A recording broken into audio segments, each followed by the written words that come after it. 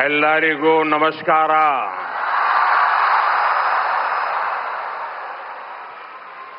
जय श्री कृष्ण. जय श्री कृष्ण. जय श्री कृष्ण.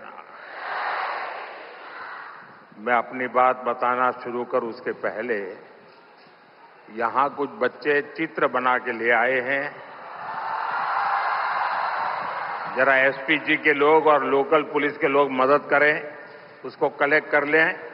अगर आपने उसके पीछे अपना एड्रेस लिखा होगा तो मैं जरूर आपको धन्यवाद पत्र भेजूंगा. जिसके पास कुछ न कुछ है दे दीजिए, वो कलेक्ट कर लेंगे और आप फिर शांति से बैठ जाइए.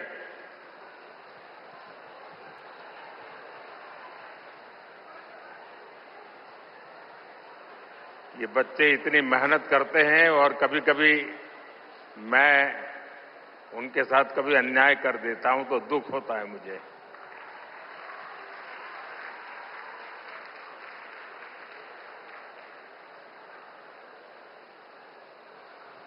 जय श्री कृष्ण. भगवान श्री कृष्ण के दिव्य दर्शनों की संतुष्टि, श्रीमद् भगवद गीता के मंत्रों की ये आध्यात्मिक अनुभूति और इतने सारे पूज्य संतों, गुरुओं की ये उपस्थिति मेरे लिए परम सौभाग्य है. मेरे लिए ये असंख्य पुण्यों को प्राप्त करने जैसा है. और जो मुझे सम्मान दिया गया, मेरे लिए जो भाव प्रकट किए गए, शायद मुझे इतने आशीर्वाद मिले कि मेरे लिए जो कहा जाता है मैं उससे योग्य बनूं और ज्यादा काम करूं और मुझसे जो अपेक्षाएं हैं उसे मैं पूर्ण करूं. भाइयों बहनों, अभी 3 दिन पहले ही मैं गीता की धरती कुरुक्षेत्र में था. अब आज भगवान श्री कृष्ण के आशीर्वाद और जगतगुरु श्री मध्वाचार्य जी के यश की इस भूमि पर आना मेरे लिए परम संतोष का अवसर है. आज के इस अवसर पर जब 1 लाख लोगों ने एक साथ भगवद गीता के श्लोक पढ़े तो पूरे विश्व के लोगों ने भारत की सहस्त्र वर्षों की दिव्यता का साक्षात दर्शन भी किया है. इस कार्यक्रम में हमें आशीर्वाद देने के लिए पधारे हुए श्री श्री सुगुणेन्द्र तीर्थ स्वामी जी, श्री श्री सुशींद्र तीर्थ स्वामी जी, कर्नाटका के गवर्नर थावरचंद गहलोत जी, केंद्रीय मंत्रिमंडल के मेरे सहयोगीगण, राज्य सरकार के मंत्री, सांसद, विधायक, उडुपी के अष्टमठों के सभी अनुयायी, उपस्थित अन्य संतगण, देवी और सज्जनों, कर्नाटका की इस भूमि पर यहां के स्नेहीजनों के बीच आना मेरे लिए सदा ही एक अलग अनुभूति होती है. और उडुपी की धरती पर आना तो हमेशा अद्भुत होता है.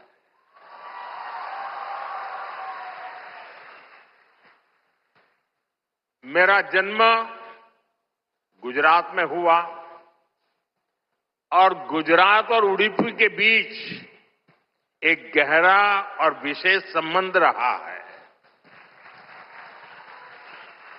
मान्यता है कि यहां स्थापित भगवान श्री कृष्ण के विग्रह की पूजा पहले द्वारका में माता रुक्मिणी करती थी। बाद में जगत गुरु श्री मध्वाचार्य जी ने इस प्रतिमा को यहां प्रस्थापित किया। और आप तो जानते हैं, अभी पिछले ही वर्ष मैं समुद्र के भीतर श्री द्वारका जी का दर्शन करने गया था। वहां से भी आशीर्वाद ले आया। आप खुद समझ सकते हैं कि मुझे इस प्रतिमा के दर्शन करके क्या अनुभूति हुई होगी। इस दर्शन ने मुझे एक आत्मीय आध्यात्मिक आनंद दिया है। साथियों, उडुपी आना मेरे लिए एक और वजह से विशेष होता है। उडुपी जनसंघ और भारतीय जनता पार्टी के सुशासन की मॉडल की कर्मभूमि रही है। 1968 में उडुपी के लोगों ने जनसंघ के हमारे वीएस आचार्य जी को यहां की नगरपालिका परिषद में विजयी बनाया था। और इसके साथ ही उडुपी ने एक नए गवर्नेंस मॉडल की नींव भी रखी थी। आज हम स्वच्छता के जिस अभियान को राष्ट्रीय रूप देख रहे हैं, उसे उडुपी ने 5 दशक पहले अपनाया था। जल आपूर्ति और ड्रेनेज सिस्टम का एक नया मॉडल देना हो, उडुपी ने ही 70 के दशक में इन कार्यक्रमों की शुरुआत की थी। आज ये अभियान देश के राष्ट्रीय विकास का राष्ट्रीय प्राथमिकता का हिस्सा बनकर हमारा मार्गदर्शन कर रहा है। साथियों, रामचरितमानस में लिखा है, कलिजुग केवल हरिगुण गाहा, गावत नर पावही भवथाहा। अर्थात कलयुग में केवल भगवत नाम और लीला का कीर्तन ही परम साधन है। उसके गायन कीर्तन से भव सागर से मुक्ति हो जाती है। हमारे समाज में मंत्रों का, गीता के श्लोकों का पाठ तो शताब्दियों से हो रहा है, पर जब 1 लाख कंठ एक स्वर में इन श्लोकों का ऐसा उच्चारण करते हैं, जब इतने सारे लोग गीता जैसे पुण्य ग्रंथ का पाठ करते हैं, जब ऐसे दैवीय शब्द एक स्थान पर एक साथ गूंजते हैं, तो एक ऐसी ऊर्जा निकलती है जो हमारे मन को, हमारे मस्तिष्क को एक नया स्पंदन, एक नई शक्ति देती है।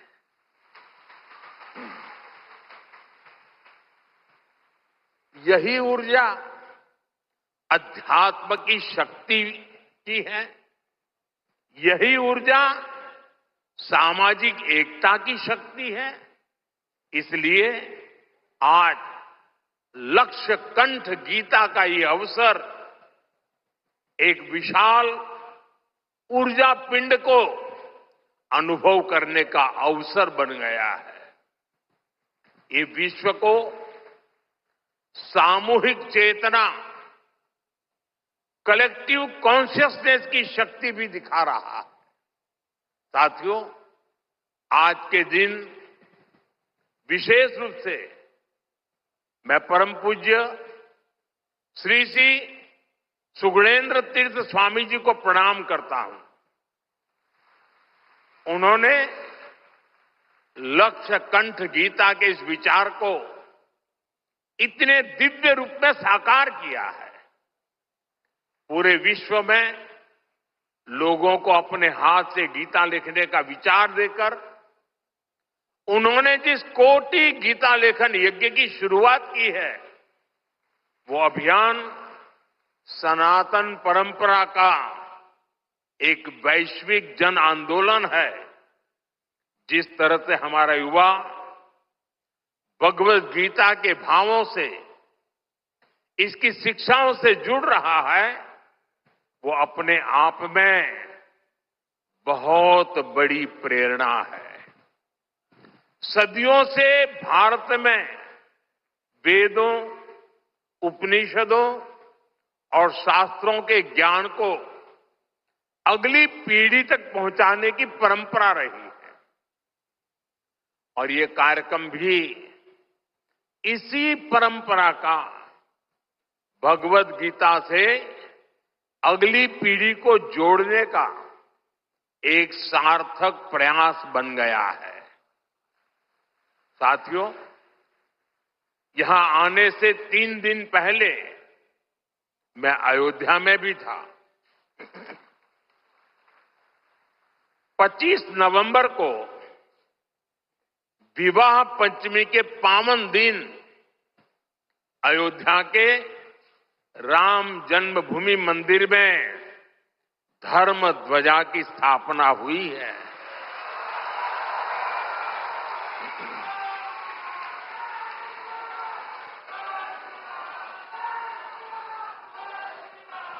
अयोध्या से उडुपी तक असंख्य राम भक्त इस दिव्यतम और भव्यतम उत्सव के साक्षी बने हैं।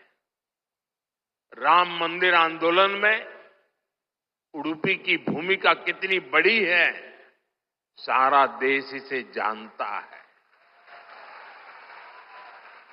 परम पूज्य स्वर्गीय विश्वेश तीर्थ स्वामी जी ने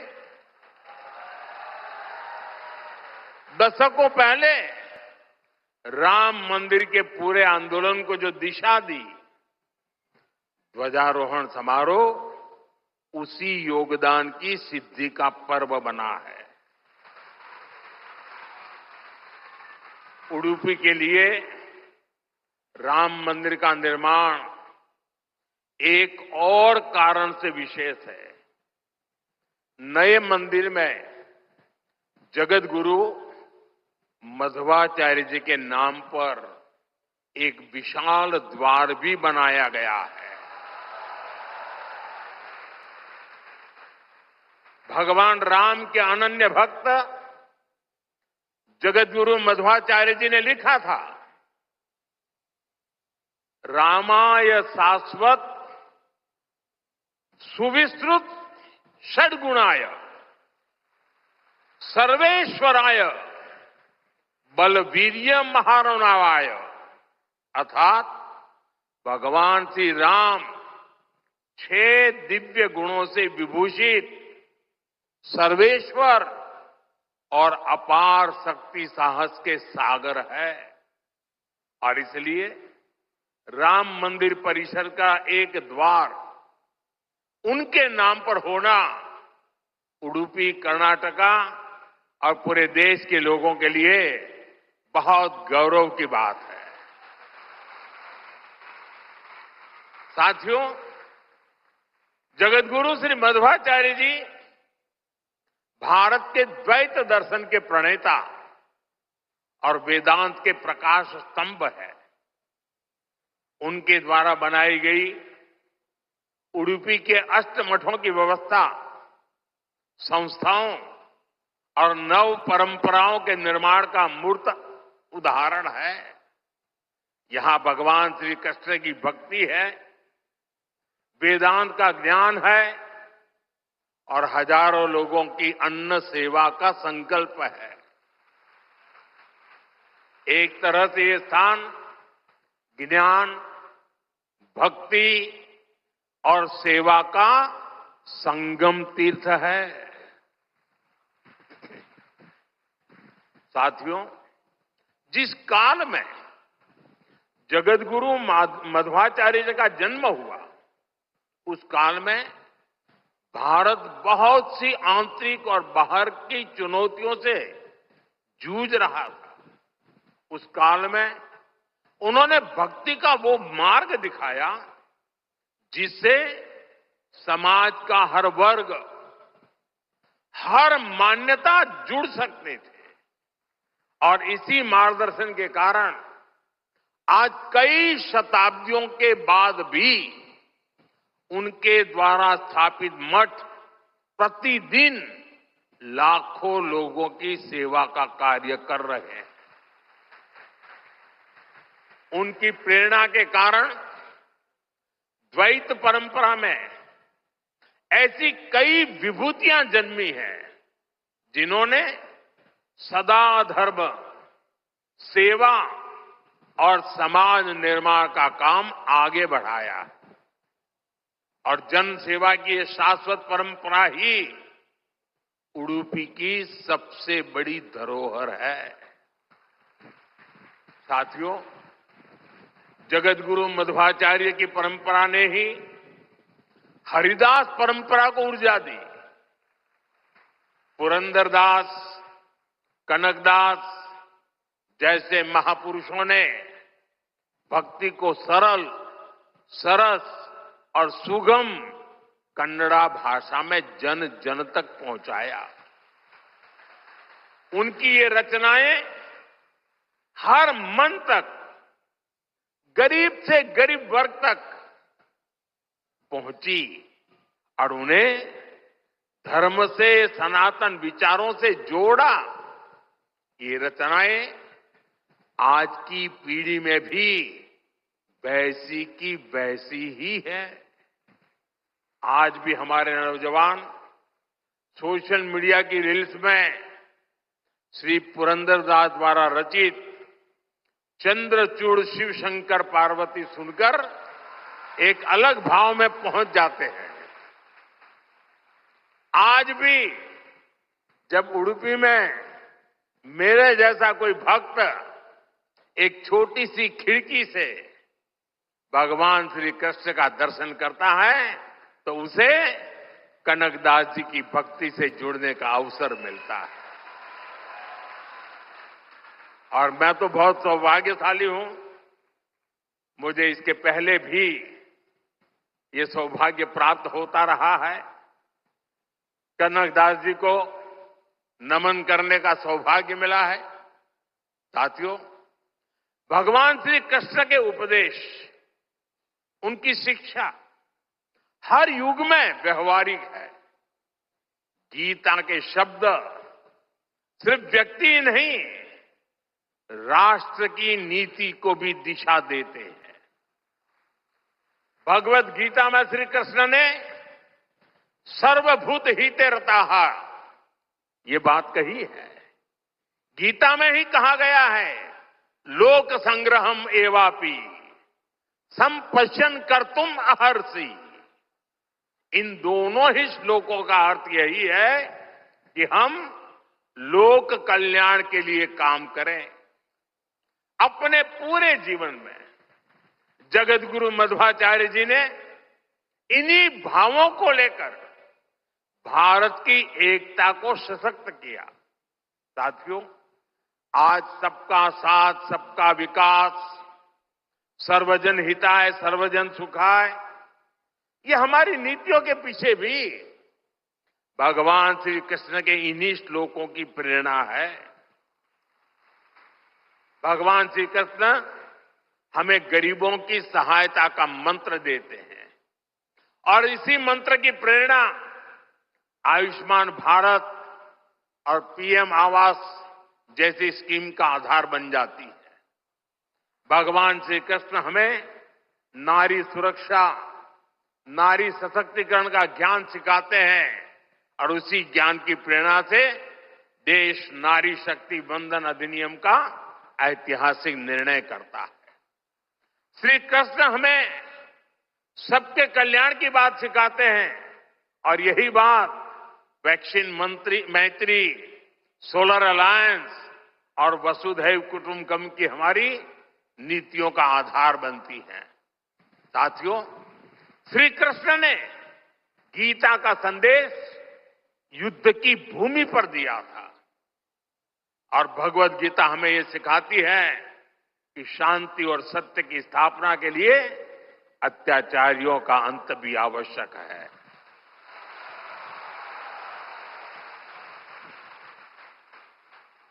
राष्ट्र की सुरक्षा नीति का मूल भाव यही है।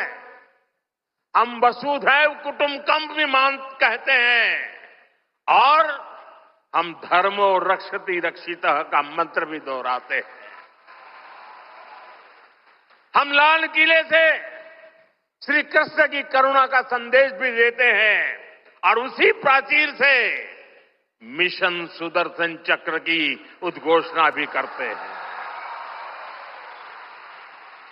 मिशन सुदर्शन चक्र यानी देश के प्रमुख स्थानों की, देश के औद्योगिक और सार्वजनिक क्षेत्रों की सुरक्षा की ऐसी दीवार बनाना जिसे दुश्मन भेद न पाए और अगर दुश्मन दुस्साहस दिखाए तो फिर हमारा सुदर्शन चक्र उसे तबाह कर दे। साथियों, ऑपरेशन सिंदूर की कार्रवाई में भी देश ने हमारा ये संकल्प देखा है। पहलगाम के आतंकी हमले में कई देशवासियों ने अपना जीवन गंवाया। इन पीड़ितों में मेरे कर्नाटका के भाई बहन भी थे। लेकिन पहले जब ऐसे आतंकी हमले होते थे तो सरकारें हाथ पर हाथ रखकर बैठ जाती थी। लेकिन ये नया भारत है, ये न किसी के आगे झुकता है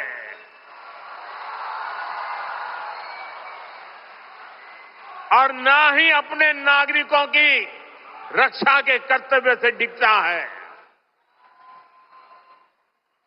हम शांति की स्थापना भी जानते हैं और शांति की रक्षा करना भी जानते हैं। साथियों, भगवत गीता हमें कर्तव्यों का, हमारे जीवन संकल्पों का बोध कराती है और इसी प्रेरणा से मैं आज आप सभी से कुछ संकल्पों का आग्रह भी करूंगा। ये आग्रह 9 संकल्प की तरह है जो हमारे वर्तमान और भविष्य के लिए बहुत आवश्यक है। संत समाज जब इन आग्रहों पर अपना आशीर्वाद दे देगा तो इन्हें जन जन तक पहुंचने से कोई रोक नहीं पाएगा। साथियों, हमारा पहला संकल्प होना चाहिए कि हमें जल संरक्षण करना है, पानी बचाना है, नदियों को बचाना है। हमारा दूसरा संकल्प होना चाहिए कि हम पेड़ लगाएंगे। देश भर में एक पेड़ मां के नाम अभियान को गति मिल रही है। इस अभियान के साथ अगर सभी मठों का सामर्थ्य जुड़ जाएगा तो इसका प्रभाव और व्यापक होगा। तीसरा संकल्प कि हम देश के कम से कम एक गरीब का जीवन सुधारने का प्रयास करें। मैं ज्यादा नहीं कह रहा हूं। चौथा संकल्प स्वदेशी का विचार होना चाहिए।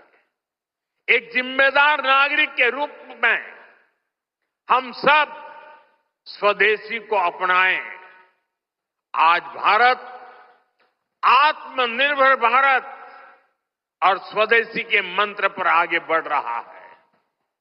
हमारी अर्थव्यवस्था, हमारे उद्योग, हमारी टेक्नोलॉजी सब अपने पैरों पर मजबूती से खड़े हो रहे हैं।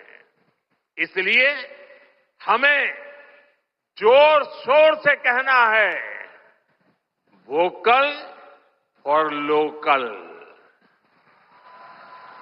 Vocal for vocal, vocal.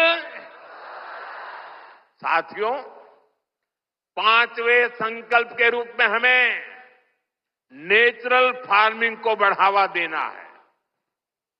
हमारा छठा संकल्प होना चाहिए कि हम हेल्थी लाइफस्टाइल को अपनाएंगे, मिलेट्स अपनाएंगे और खाने में तेल की मात्रा कम करेंगे। हमारा सातवां संकल्प ये हो कि हम योग को अपनाएं, इसे जीवन का हिस्सा बनाएं। आठवां संकल्प, मैन्युस्क्रिप्ट्स, पांडुलिपियों के संरक्षण में सहयोग करें। हमारे देश का बहुत सा पुरातन ज्ञान पांडुलिपियों में छिपा हुआ है। इस ज्ञान को संरक्षित करने के लिए केंद्र सरकार ज्ञान भारतम मिशन पर काम कर रही है। आपका सहयोग इस अमूल्य धरोहर को बचाने में मदद करेगा। साथियों, आप नौवां संकल्प लें कि हम कम से कम देश के 25 ऐसे स्थानों का दर्शन करेंगे जो हमारी विरासत से जुड़े हैं। जैसे मैं आपको कुछ सुझाव देता हूं, 3-4 दिन पहले कुरुक्षेत्र में महाभारत अनुभव केंद्र की शुरुआत हुई है। मेरा आग्रह है कि आप इस केंद्र में जाकर भगवान श्री कृष्ण का जीवन दर्शन देखें। गुजरात में हर साल भगवान श्री कृष्ण और मां रुक्मिणी के विवाह को समर्पित माधोपुर मेला भी लगता है। देश के कोने कोने से और खास करके नॉर्थ ईस्ट से बहुत से लोग इस मेले में खास तौर पर पहुंचते हैं। आप भी अगले साल इसमें जाने का प्रयास जरूर करिएगा। साथियों, भगवान श्री कृष्ण का पूरा जीवन, गीता का हर अध्याय कर्म, कर्तव्य और कल्याण का संदेश देता है। हम भारतीयों के लिए 2047 का काल सिर्फ अमृत काल ही नहीं, विकसित भारत के निर्माण का एक कर्तव्य काल भी है। देश के हर नागरिक की, हर भारतवासी की अपनी एक जिम्मेदारी है। हर व्यक्ति का, हर संस्थान का अपना एक कर्तव्य है और इन कर्तव्यों की पूर्णता में कर्नाटका के परिश्रमी लोगों की भूमिका बहुत बड़ी है। हमारा हर प्रयास देश के लिए होना चाहिए। कर्तव्य की इसी भावना पर चलते हुए विकसित कर्नाटका, विकसित भारत का स्वप्न भी साकार होगा। इसी कामना के साथ उडुपी की धरती से निकली है ऊर्जा विकसित भारत के इस संकल्प में हमारा मार्गदर्शन करती रहे। एक बार फिर इस पवित्र आयोजन से जुड़े हर सहभागी को मेरी ढेर सारी शुभकामनाएं और सबको जय श्री कृष्ण, जय श्री कृष्ण, जय श्री कृष्ण।